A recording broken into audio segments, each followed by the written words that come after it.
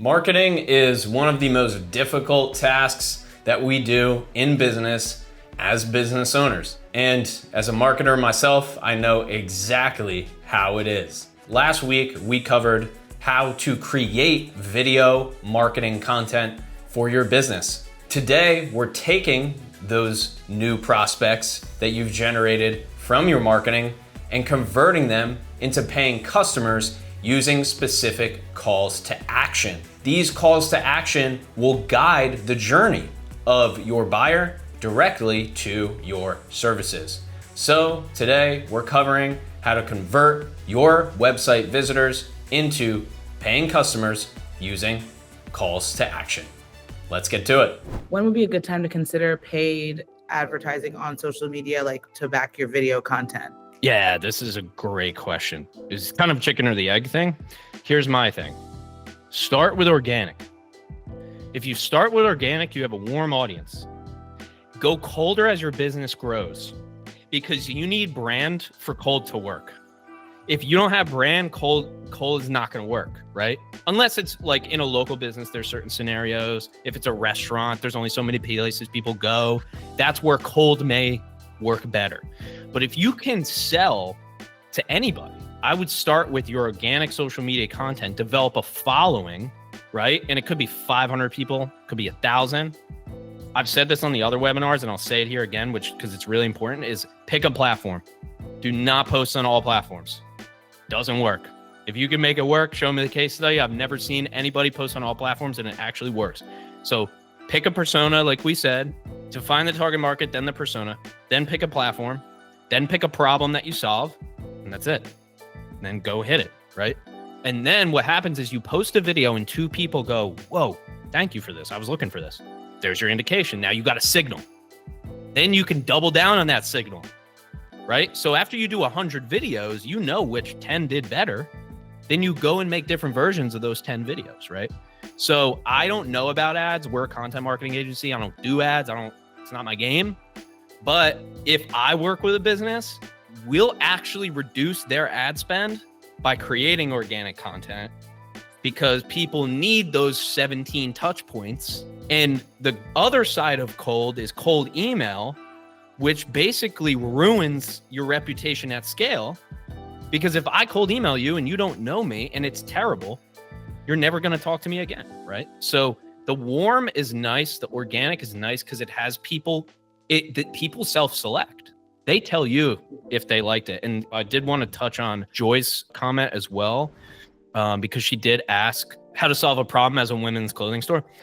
Maybe you would probably have videos, if I were you, on style. How does style work? What are the different archetypes? There's the rugged, there's the refined, right? So that would be maybe some how-to. What you want as a local business is community. So you want to be creating events. You want to be having best thrift find of the week. You want to be having things. Listen, as local, you don't need scale. That's the best. Brick and mortar is super hard business. But it's also easy in the sense that all your target is just lives around you. So you don't need people from all over the world, right? So in that place, I would double down on community. Sophia asked, what about instead of selling something, what about getting donations, fundraising, and creating awareness? Would it be a similar process? Yes, similar process. Social cause is actually, in a sense, better because nobody's in denial. You're like, hey, we need to save the penguins. And nobody's like, no, we don't. Everybody agrees. So that's the one thing about like social causes, fundraising, donations, as long as it's something that nobody disagrees with. But for real, I mean, listen, I have a stance, right? Like, I can only work with business owners who literally, like, I have to see if they can work with me. Like, it's so it's so specific, right? For a cause, everybody's down. They're all like, yeah, global warming, like the icebergs, like it's just happening, right? So yes, it's similar. Listen, there are like nonprofit marketing agencies and that's a whole huge sector. But like, hey, Cars for Kids or any of these other, I mean, they're all good examples, right? Now, once you get into the weeds, you figure out where the money goes. So make sure you have that dialed. And it's really supporting that cause. But as long as the rest of the business is good and you're actually supporting the cause and you're actually helping, I think in some ways it's easier than trying to sell a product. Next question. I launched my website a month ago. I had over 1,700 visitors, but no sales. So what could be wrong there? And I'd add, how could video content either leading to the website or on the website convert more? Yeah. So that's a content marketing question, right? So when we go into a business, we're going to look at what's your web visits, what's your social, what's your email look like, do you have retargeting set up? But for the website, so broadly, if you work with a marketer or a marketing agency, they should look at all that. And then they should develop a game plan once they take a look at everything. Back to the website visits, those people might not be ideal. If they are ideal and they're not converting, then it's all 100% about how that website is set up. So if it's set up to book a call and you have 1,700 people, okay, that's going to be a metric. If we're getting 0 booked calls a month, then our next month we get 1,700. We change something to try to get 1. And then now our next month we go from 1, now we get 3 because we changed the copy, right? And so it's basically A/B testing.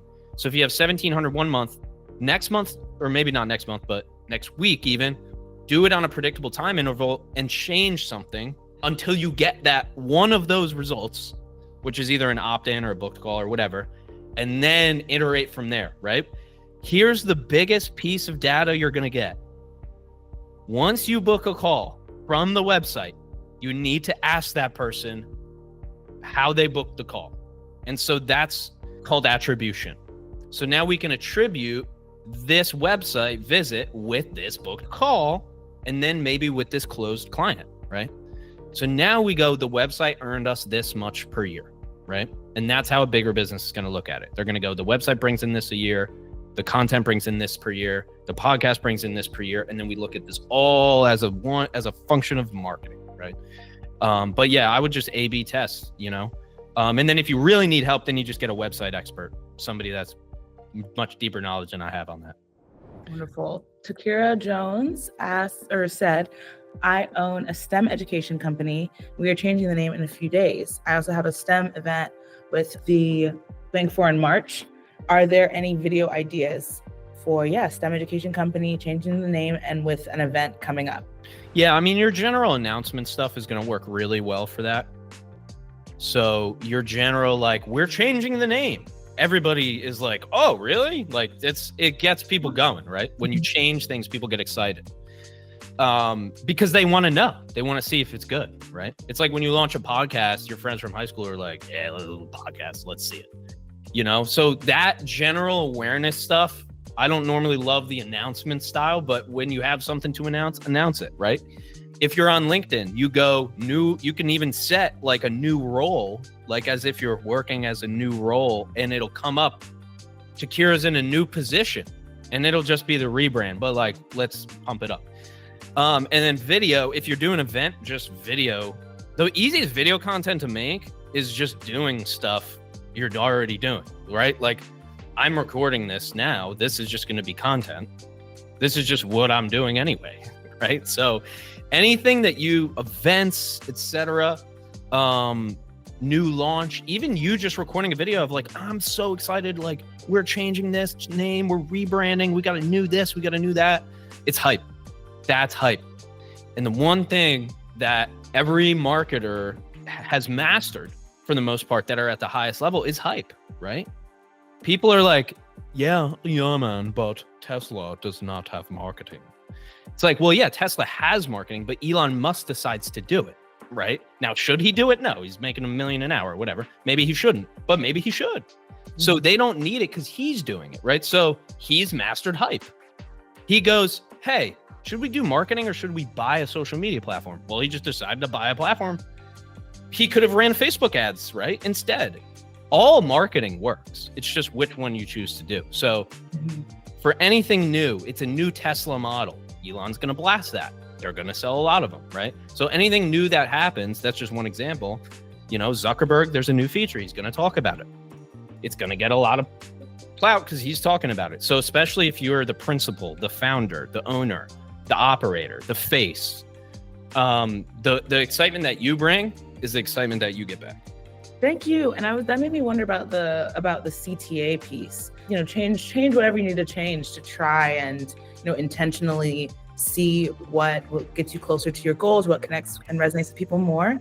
But like, how would you weigh CTAs for something like an upcoming event, especially like if you're not creating videos every single day? Like, would you say build around particular calls to action? Or is it good to have a consistent one be like, check out our website or come by sometime? Sure. Yeah. Great question. So it depends on two things. The CTA is always dependent on either the outcome or the platform. So my call to action on a YouTube video is different than my call to action on a LinkedIn post. Because on YouTube, people are there not for me. They're there to gather, to learn this information, right? And then if I go, hey, I have extra information, do you want it? Then they'll say, yeah. But if I say, hey, do you want to book a 30-minute call with me? They're like, whoa, I don't know you, right? So what I do is I say, hey, do you want some more stuff? And they'll take the stuff in exchange for their email address, right? But then on LinkedIn, I'm building an audience. I'm there every day. People know me. They see me in these videos every single day. So when I say, hey, do you want to book a call? Then some people do book a call, right? So the CTA is dependent on what you're doing, right? It needs to just match, right? If you have a video on like, you know, top 5 dentists or whatever, and then your CTA is not going to be how to create a YouTube video. That doesn't make any sense, right? So as long as the CTA matches, just think about if somebody was watching this video, what would they want to know more about? If I'm showing them a result from a client, they want to know, well, should I be a client? And then that's when I'll invite them to take a next step. If they're watching a YouTube video about how to make videos on LinkedIn, then I'll invite them to make a video, not invite them to the call, right? So that's a really good question, Steph. It's all dependent on your goal and then the platform.